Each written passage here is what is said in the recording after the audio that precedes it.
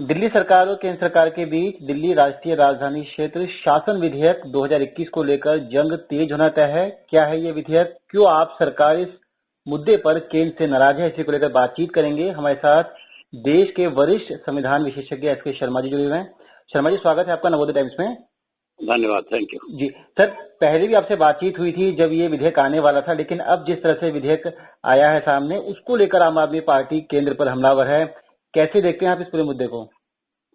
देखिए, ये सारे प्रावधान जिसके बारे में पार्लियामेंट में अब डिस्कशन आएगा, ये बिल आएगा, वो ऑलरेडी एग्जिस्ट कर रहे हैं। जो बंटवारा है शक्तियों का दिल्ली में जी, उपराज्यपाल और मुख्यमंत्री के बीच में, वो क्लियर है। दिल्ली एक केंद्र शासित प्रदेश है और यहाँ पर जो विधानसभा है वो एक मात्र कंसल्टेंसी एजेंसी है एलजी की जी। वो एक पूरी सशक्त राज्य की विधानसभा या सरकार नहीं है। किसी प्रदेश में दो सरकारें नहीं हो सकती हैं जी, दिल्ली में भी नहीं हो सकती हैं।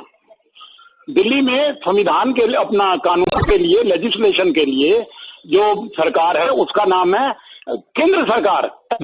क्योंकि केंद्र सरकार उपस्थित नहीं है, इसलिए lieutenant governor through the agency of केंद्र सरकार, उसको ऐसे कहा जाता है कि लेफ्टिनेंट गवर्नर दी केयर। और ये भी नई बात नहीं है, जब खुराना जी चीफ मिनिस्टर बने थे तो इस तरह का आदेश होम मिनिस्ट्री से आया था कि अब से आप इसको, गवर्नमेंट मीन्स हर बिल में कुछ डेफिनेशन होती हैं, परिभाषाएं होती हैं, तो उसमें जो सरकार की परिभाषा थी उन्होंने कहा परिभाषा यूं लिखा करो, गवर्नमेंट मीन्स एलजी।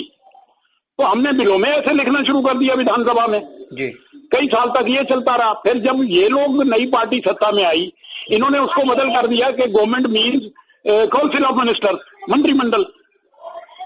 तो एक दिक्कत तो वहां से पैदा हुई, क्योंकि दो सरकारें तो हो ही नहीं सकती किसी प्रदेश में जी। दूसरी बात यह है कि जो इनके लिए सरकार शब्द संविधान में इस्तेमाल जरूर हुआ है 239A क्लास में जी।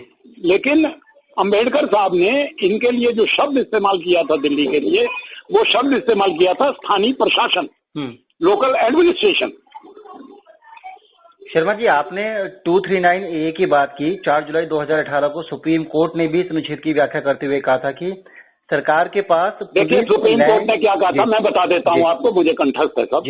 सुप्रीम कोर्ट में ये लोग गए थे कि हमारी बात एलजी साहब नहीं मानते, तो सुप्रीम कोर्ट ने कुल मिला के नक्शल कहूं तो ये निर्णय दिया था कि जहां तक जो शक्तियां दिल्ली सरकार और विधानसभा को दे दी गई हैं, मतलब land, police, law and order और सर्विसेज, ये 4-5 विषय छोड़ के, उनके बारे में जो चुनी हुई, जो मंत्रिमंडल सिफारिश करे उपराज्यपाल को, वो मान लेनी चाहिए, ये कहा सिर्फ सुप्रीम कोर्ट ने उसको। शर्मा जी, आम आदमी पार्टी यही सुप्रीम कोर्ट के ऑर्डर को आधार बना रही है और वो ये कह रही है कि इन 3 राइट्स के अलावा जो राज्य और संवर्ती सूची के बाकी मुद्दे थे उस पर निर्णय लेने का अधिकार है।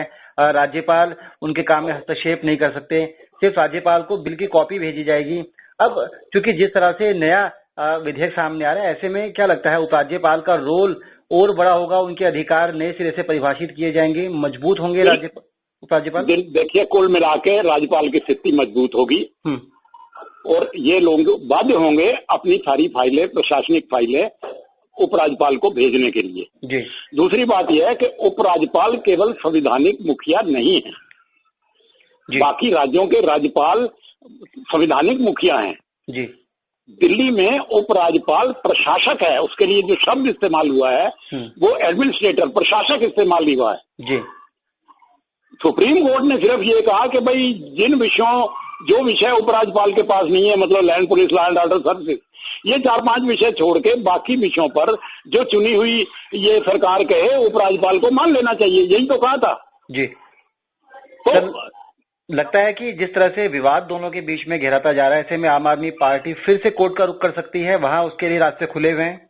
देखिए, ये तो कोई आदमी, आप भी, मैं भी, जब मर्जी जब चाहे कोर्ट जा सकते हैं, उसमें दिक्कत क्या है जी। लेकिन सवाल ये है कि ये कोई सरकार थोड़ा कर रही है जी। अगर बिल में परिवर्तन हो रहा है तो सरकारें तो बिलों में चेंज नहीं कर सकती, ये चेंज तो संसद कर सकती है। इसलिए बिल संसद में आ रहा है, आप संसद के अधिकारों को चुनौती देंगे, ना कि किसी सरकार के। आप समझ रहे ना जी? बिल्कुल। संसद ने राष्ट्रीय राजधानी क्षेत्र अधिनियम पारित किया संवैधानिक प्रावधानों को मजबूत करने के लिए। संसद अब उन नियमों को थोड़ा रद्दोबदल कर रही है, सख्त बना रही है, जो भी कहिए, तो आप संसद के अधिकारों को चुनौती देंगे ना जी। चलिए सर, बिल्कुल आपने साफ किया रुख कि संवैधानिक रूप से क्या किसके अधिकार और कैसे इस पे आगे काम होगा।